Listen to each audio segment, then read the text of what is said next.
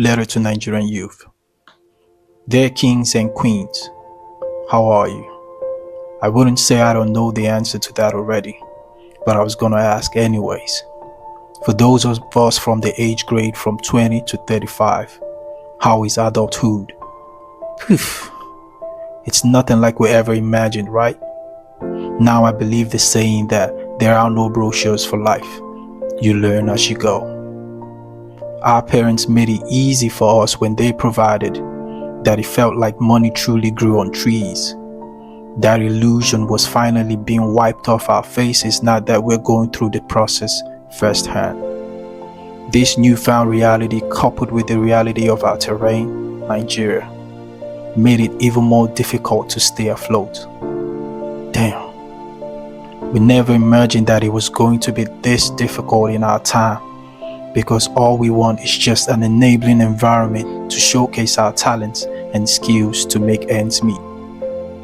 In a nutshell, we want to be providers for both the family we create for ourselves and for the family we already have, especially our mothers, who we enjoy seeing the joy on their faces, sisters and brothers, so they don't depend on anybody, and surely our fathers, who we want to be proud of us. It breaks our hearts these days when we cannot repay those sacrifices they made when they call on us due to the hardship in the country. Not that we're lazy, but because we're not making enough to cater for both needs. And this breaks our hearts when we say to them, "Mom, I'm broke too." Is it my fault that the country is broken like this, you may ask? So why am I suffering for something I know nothing about?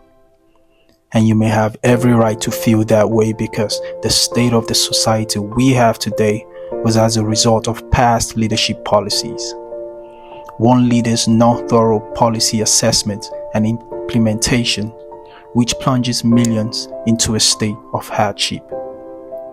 Not going to lie, it hurts really bad knowing that certain policies implemented by those we entrust to lead our country further impoverishes us.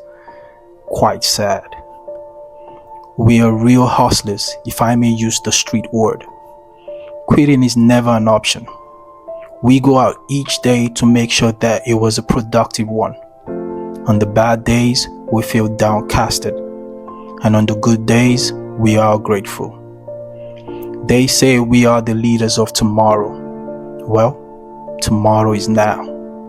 We must cease seeing ourselves as mere followers and assume leadership roles, because if you notice by my introduction above, I recognized you all as kings and queens. Life is never a handout, so you must break barriers in order to achieve your goals. If you're religious, trust God though, because that is the primary motivation you need to excel. And if you're not religious, all I can say is that He causes the rain to fall for all. The time has come for us to show interest in significant positions in the country. If you read through the history of Nigerian government transition over the years, you would discover that, for example, General Murtala Muhammad took hold of power at age 36 in 1975. General Olusegun Obasanjo took hold of power at 38 years in 1976, and many more of them. This means that you are not too young to lead if you have the good leadership qualities in you. We cannot sit anymore and allow our government to be recycled by the same leaders that pushed the country into the ditch to begin with. We must rise and take our destinies in our hands, because after it's all said and done, we are the ones that will live through the consequences even after they are gone. We are a different breed of generation, quite vocal than our parents' generation.